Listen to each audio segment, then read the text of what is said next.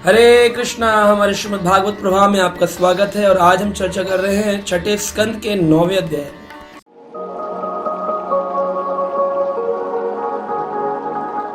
बड़ी रोचक कथा हो रही है, यहाँ पर कथा चल रही है। बोला गया, सुखदेव गोस्वामी ने एक बड़ी सुंदर बात परीक्षित को बताई।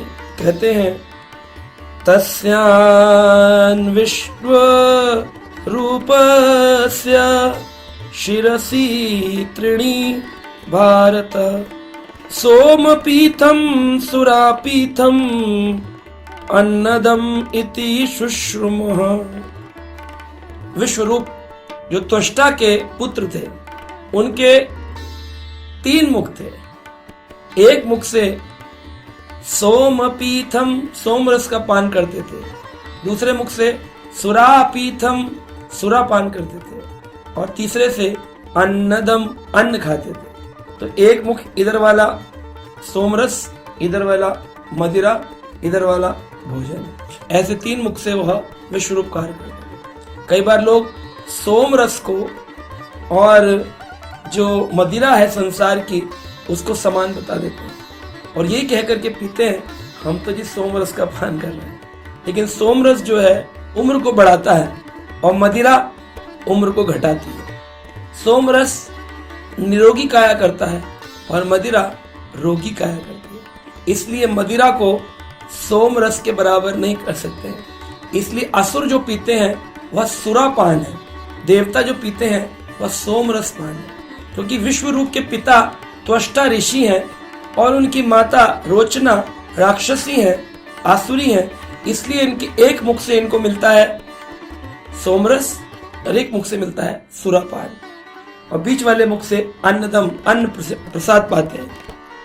अब त्वष्टा के कहे अनुसार, इंद्र के कहे अनुसार एक बड़ा यज्ञ हो रहा है जिसमें आहुति दी जा रही है और विश्वरूप जी स्वाहा स्वाहा कई 100 यज्ञ करवा दिए हैं, नारायण कवच बता दिया है, रक्षा मंत्र बता दिए हैं, सब कुछ हो गया है। लेकिन जो बाद में खीर आदि भोग लगाया जाता है और उसका जो चरु होता है, जैसे दशरथ महाराज ने यज्ञ का चरु अपनी पत्नी कौशल्या के सुमित्रा को खिलाया तो राम लक्ष्मण भरत शत्रुघ्न का जन्म हुआ।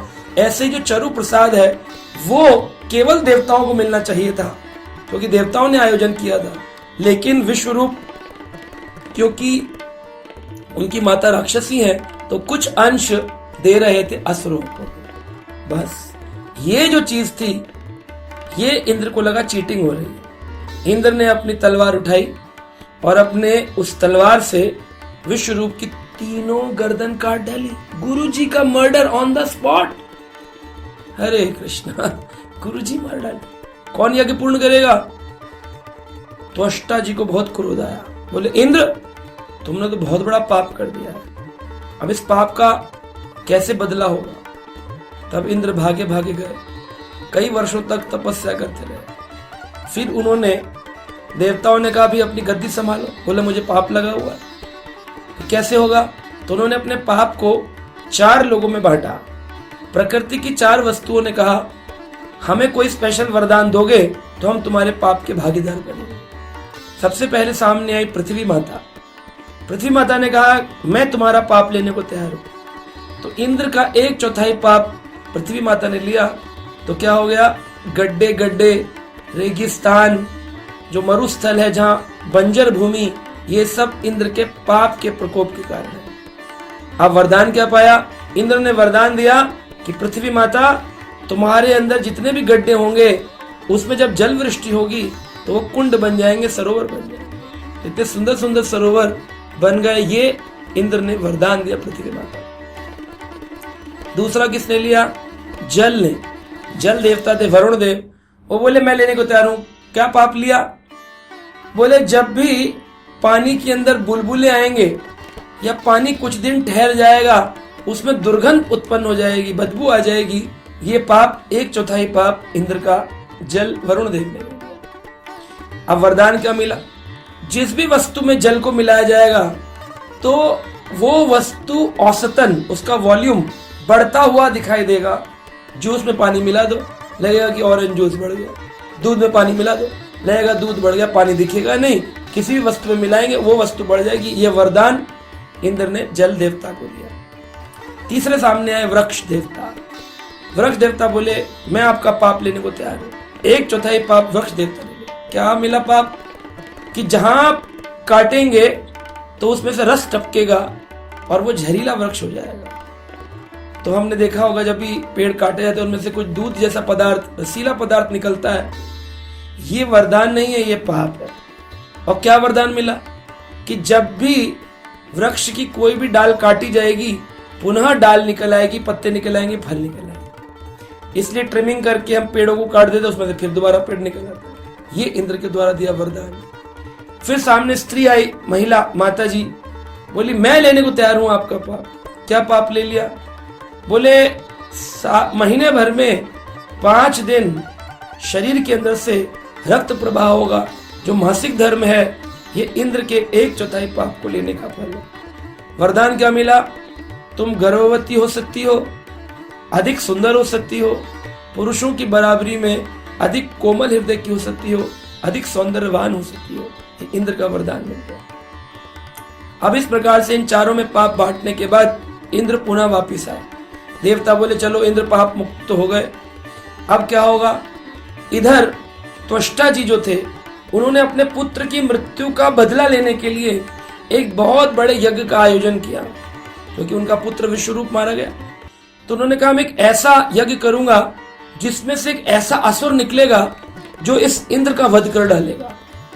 तो इंद्र को मारने के लिए एक यज्ञ किया गया, एक असुर पैदा करने के लिए।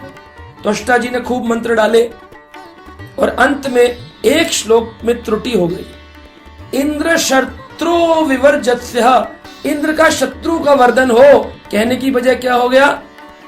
इंद्र के द्वारा जो मारा जाए, होना था इंद्र जिसके द्वारा मारा जाए, लेकिन शत्रु शब्द के बढ़ जाने से, एक अक्षर के भेद होने से इंद्र शत्रु हो गया। तो इंद्र के द्वारा जो मारा जाएगा ये निकल गया। एक बड़ा विशाल राक्षस प्रकट हो गया। उसका नाम था वृत्रासुर। ये विश्वरूप का भाई हो गया, त्वष्टा का पुत्र हो गया। उस विशाल वृत्रासुर ने हाहाकार मचा दिया। इधर पकड़े, मुंह में डाले, नाक से निकले, कुंभकर्ण के जैसा विशाल काय वृत्रासुर राक्षस आ गए। इंद्र घबरा गए, ब्रह्मा जी के पास गए, भगवान के पास गए। बोले क्या करें? बोले एक ऋषि हैं, दधीचि ऋषि, बड़े प्रबल भक्त हैं, उनको जाकर के दान मांगो। उनके शरीर की हड्डियों से भगवत नाम निकलता है। वो तुम्हें अगर अपनी हड्डियों का दान दे दे, उससे तुम एक वज्र बनाना, उसी वज्र से इस वृत्रासुर का वध किया जा सकता है। तो वृत्रासुर बहुत ऊंचे भक्त हुए। वृत्रासुर ने अपने मरने से पहले 4 श्लोकों में स्तुति करी है, वृत्रासुर स्तुति। और फिर वृत्रासुर को दधीचि ऋषि से मांग करके उनकी हड्डियां एक वज्र बनाया गया। कहते ना इंद्र के हाथ में एक वज्र है। कहां से बना? दधीचि ऋषि की हड्डियों से। दधीचि ऋषि देखिए कितने बड़े दानी हो गए। आदमी दान पैसा नहीं देता, उन्होंने अपने शरीर की हड्डियां प्रदान कर दी कि चलो देवताओं की रक्षा हो। और फिर उस हड्डी से बना वज्र ने वृत्रासुर के ऊपर वार किया और वृत्रासुर मरकर समाप्त हो गया। तो हम देख सकते हैं कि वृत्रासुर जो था वो भक्त था। कौन था, क्या था, कैसे हम इसको समझें, इसके बारे में अगले एपिसोड में चर्चा होगी। इतना हमें जान लेना चाहिए, यहां पर शुक्राचार्य जी ने कहा है मंत्रस्य तंत्रस्य छिद्रम, मंत्र तंत्रों में छिद्र हो ही जाते, कहीं ना कहीं गड़बड़ी हो ही जाती है। लेकिन नाम संकीर्तनम, जो भगवान का नाम संकीर्तन है, अगर किसी भी वस्तु में जोड़ दिया जाए तो उसमें होने वाली त्रुटियों से वो पूजा मुक्त हो सकती है। आपने दिवाली की पूजा करी, अंत में बोलो हरे कृष्ण कृष्ण कृष्ण हरे हरे, हरे राम राम राम हरे हरे। आपने आरती करी घर में, अंत में बोलो हरे कृष्ण कृष्ण कृष्ण हरे राम राम राम हरे। मंत्र से तंत्र से छिद्रम, मंत्र और तंत्रों में छेद होते हैं, लेकिन नाम संकीर्तनम, जो नाम संकीर्तन है वो इन छिद्रों को समाप्त कर डालता है, उनमें एमसी लगाकर बंद कर देता है। फिर आपकी प्रार्थनाओं का लीकेज नहीं होगा। इसलिए वृत्रासुर प्रसंग बहुत बड़ी शिक्षा देता है। अभी हम आगे बढ़ेंगे, अगले एपिसोड में फिर चर्चा करेंगे वृत्रासुर का क्या हुआ। हरे कृष्णा।